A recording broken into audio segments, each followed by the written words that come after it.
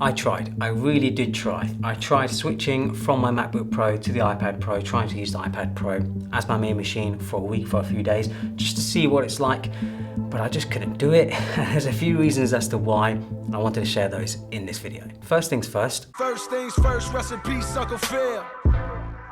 For real. Let's get into unboxing the iPad Pro, the Magic Keyboard, and the Apple Pencil.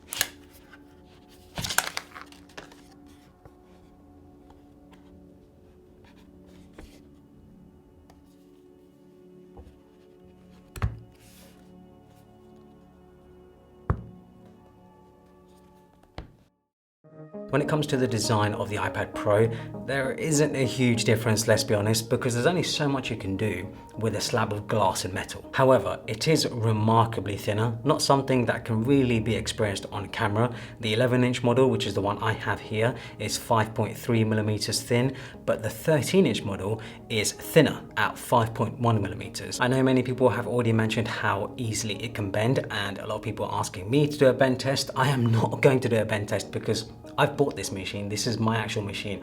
I don't really want to be destroying it. But of course, Jerry Rig Everything has done a video showing the sort of rigidity of the iPad, and I was actually quite surprised. It can bend quite a bit before it starts breaking, which is good to know, because with it being such a slim slab of glass and metal, you want to make sure that you can put it in a backpack, you can use it day to day and not worry about it flexing too much, not worry about bending it too much.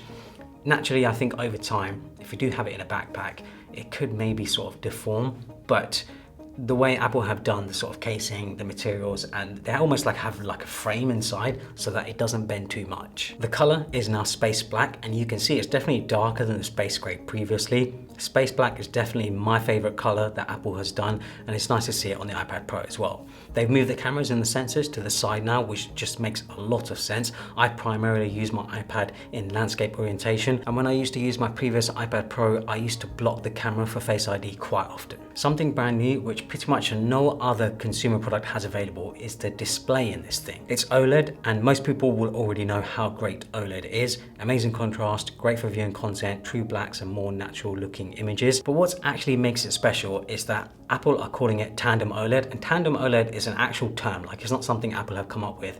Tandem OLED, simply put, obviously there's a lot more in it, but simply put, it's two OLED screens stuck together. Now, how does that actually make it better than one OLED panel? It means it can get much brighter, like seriously brighter than pretty much any other standard OLED display out there. It's more energy efficient as well, especially when you're viewing stuff that's not as bright on the screen, maybe using dark mode or just watching content and stuff.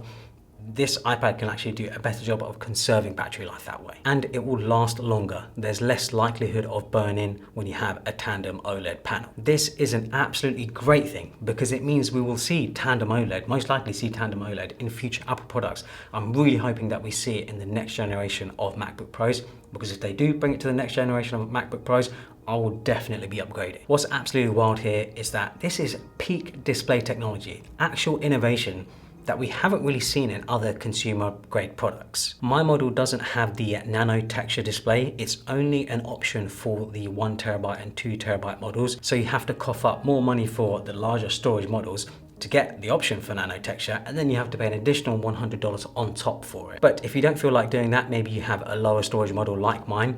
Paperlike do actually have something similar. Thanks to them for also sponsoring this video.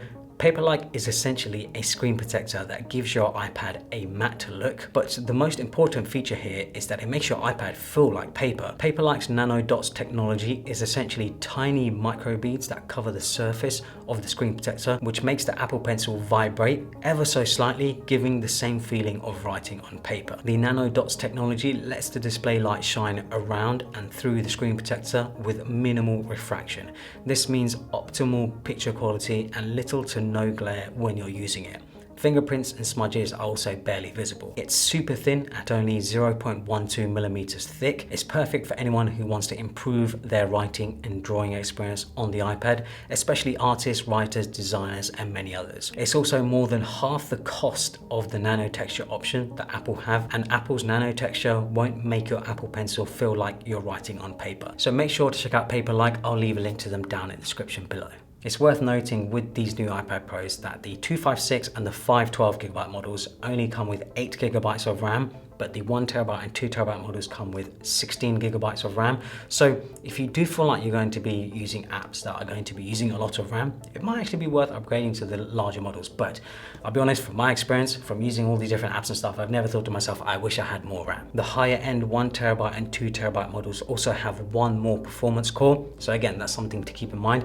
But when I've been using it and stuff, I've never thought to myself, wow, I really wish I had more power, because the M4 chip in this is already amazing. Like, it's so fast. It's never really felt slow. So in my week of using it, the first thing I did, which is what I do with my MacBook every time, is connect up my iPad Pro to my studio display. It connects via one Thunderbolt cable and it works right out of the box. It works perfectly, fantastic, and it just expands the screen, gives you an additional screen, so you don't have to just mirror your iPad display. You can actually have an external display which you can have other things on. First thing I tried was Final Cut Pro. I thought to myself, let's give video editing a go, because video editing is a large part of my workflow. I still edit a lot of the videos that you see on the channel. So being a Mac user of Final Cut Pro, using Final Cut Pro on the iPad Pro, it was a painful experience, I'm not gonna lie. Like, it just is not a pleasant experience. The iPad version works great if you want to do simple cuts and edits, but as soon as you want to do things like multicams, audio adjustments, color grading, or anything else that's somewhat technical, good luck, because it's just not as smooth of a process as it is on the Mac. Also, for some annoying reason, you can't make it full screen. So I go up here, I try to make it full screen. There's no option to make it full screen. I try to stretch it, like so. I'm stretching it, I can make it smaller, but I can't make it full screen. You would think a video editing app, you should be able to make it full screen. I also find that the UI, the buttons, everything with the UI, is just too big. Like, when you're on an external display like this, all of the buttons and stuff are just way too big. But it makes sense, right? It's supposed to be a touch enabled interface. You're supposed to easily be able to touch it when it's on your iPad. It's just unfortunate that when you do have an external display, everything is still touch, even though the display isn't touch. When you compare it to the Mac, you know, everything is a lot more compact on the Mac.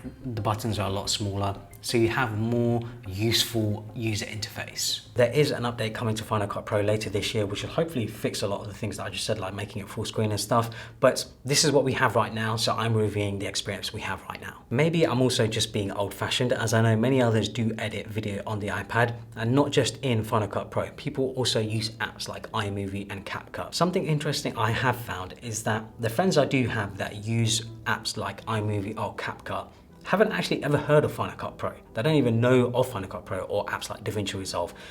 Their experience is limited to iMovie or CapCut. And because of that, that's all they know. So to them, that's their experience on a phone or an iPad. And it kind of just made me realize that there are actually just two completely different markets, two completely different types of users. There are the people who are just happy to use CapCut to do basic stuff. And then there are the people like me who wanted to do more sort of complex things, color grading and things like that. And those sorts of things are just better on the Mac than on an iPad Pro. When it comes to Lightroom for photo editing, the iPad Pro is just absolutely fantastic. It's such a great experience. Lightroom works so well, and you can make the most of an external display. It's near enough the same experience that you get on the Mac. And fair play to Adobe here, they've clearly put in a lot of effort to make sure that Lightroom is basically the same experience across iPadOS and macOS. I've also found that photo editing is quite a relaxing experience for me. I found myself sort of just browsing, editing while sitting on my sofa. It's just good fun. If you want to do a bit more basic stuff like having multiple windows open for things like note-taking, research, or other similar tasks, it works really, really well. I have Notion, Safari, Pinterest, and Spotify running all on one screen, and everything runs super smooth. So another thing to keep in mind is that on macOS, we are very ingrained with the idea of right-clicking. So right click brings up all of these different options that you see here, you know, and this obviously goes for anything, right? Any app, any program, you right click and it brings up a ton of options. However, with iPadOS, that is not the case. So I have my Magic Mouse here connected to my iPad and I have the iPad connected to the external display. When I hover over my profile picture and I right click, nothing happens. Because of that, any changes I want to make to this element here, my profile picture, I have to go to this menu up here and like make the change, which obviously doesn't make sense at all. Like it just adds a bunch of extra steps to doing anything on iPadOS. So it's one thing to keep in mind. If you're someone who is in a program like Figma or Framer or any other sort of program that requires right click quite often, it's going to be difficult. Like it's not going to be easy. Something I've always liked the idea of is having the iPad as almost like a home hub. I know Google do it with their Pixel tablet. Almost like how iPhone turns into CarPlay, bigger buttons, bigger UI, so that you can see it at a distance. It could even have buttons for home control. Amazon have the Echo Show 15, and I could easily see Apple making something similar, being able to see the weather, schedule for the day, smart home functionality, and shared notes, and other sort of similar things. What's funny is I sort of use mine in a similar function. So what I'll usually do is I'll set up my iPad with the Magic Keyboard on the shelving unit here that you see. I'll just put it there, I'll leave it there. I'll have the Magic Keyboard connected up so that there's power always running through it. And then when I want to use my iPad, I just take it off. I'll leave my Magic Keyboard there if I don't need it. And then when I'm finished with my iPad, I'll just put it back on the Magic Keyboard and it's charging through the case itself, so I don't really have to worry about battery life. It would be really nice if when I did that, like I said, it sort of just turned into a home hub in a way. I feel like an iPad is absolutely perfect for this sort of setup, this sort of scenario. And it would also just sort of expand the sort of smart functionality that Apple has with things like HomePod and stuff. We also have a new Apple Pencil, which Apple are calling the Pencil Pro, which to be honest, like the Apple Pencil really is probably one of the best styluses you can get right now. It's been updated to add a bunch of new features. You can now squeeze it, and depending on the app, it can bring up a bunch of tools. So in the Notes app, it will bring up the different pen tools. It also has barrel rolls, so you can rotate it for things like a fountain pen or a marker. But honestly, what's most impressive to me is the haptic feedback. There's a little motor at the top. So when you are sort of like squeezing it and you're doing different actions and stuff, it sort of vibrates, it sort of like hits back at you. It feels like you're clicking, but it feels so realistic. It's unbelievable. Like it's just incredible. Like when I'm squeezing it like this, it feels like I'm clicking a button, even though I know the pencil itself is not moving in any way.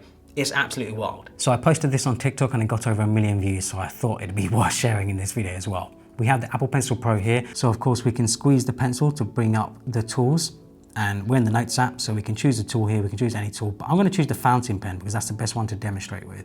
So we've chosen the fountain pen and we can see we can roll the pencil to sort of change the fountain pen. But can you see what's under the Apple Pencil?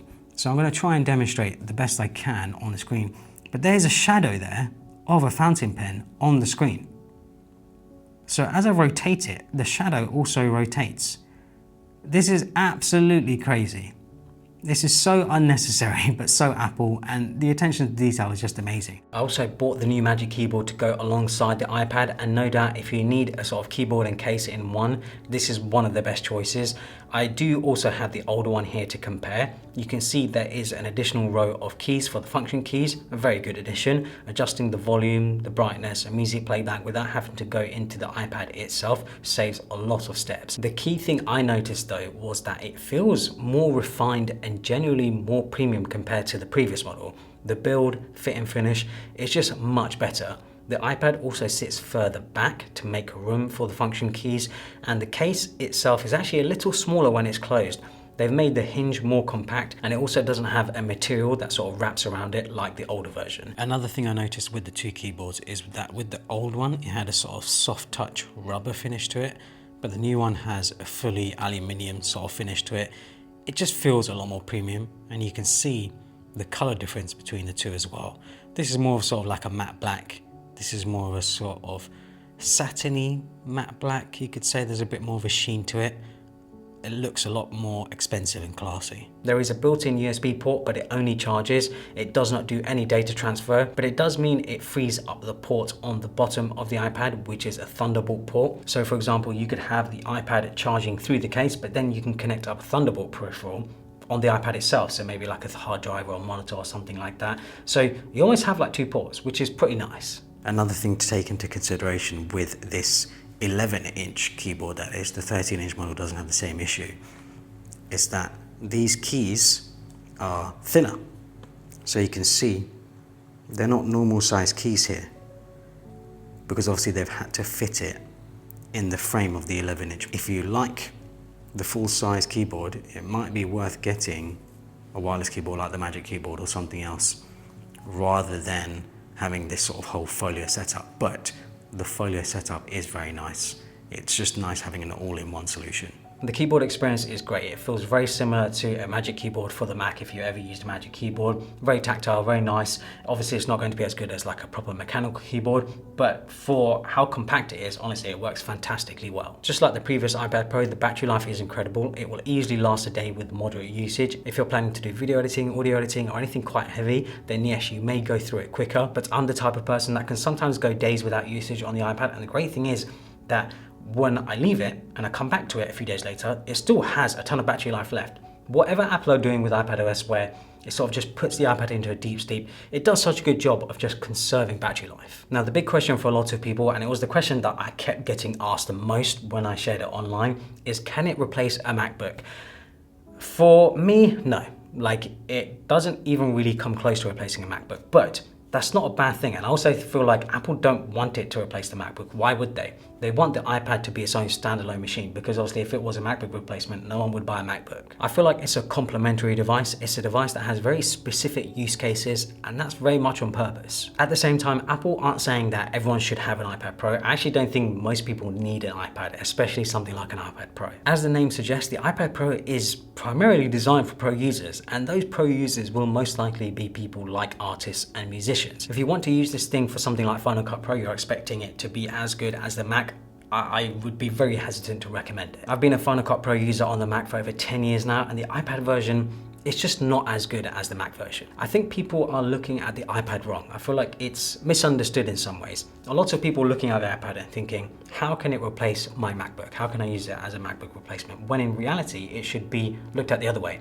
How can the iPad sort of complement my life? How can it make me more creative or more productive? I feel like the iPad is purely designed to do iPad things. It has its own features and functionality that you just won't find anywhere else. It, combined with the Apple Pencil, is by far the main selling point I see. Artists and designers, depending on the type of designer they are, will find that the iPad is probably one of the only devices, one of the best devices that can do what they want it to do. There really is nothing else like it. So hopefully you guys enjoyed this video, me showing my experience with the iPad Pro. If you are thinking about picking up an iPad Pro, please let me know in the comments below what you plan to use the iPad Pro for, because everyone's experience is so different. Hopefully you guys enjoyed it. Follow me on Instagram and Twitter, and subscribe for more.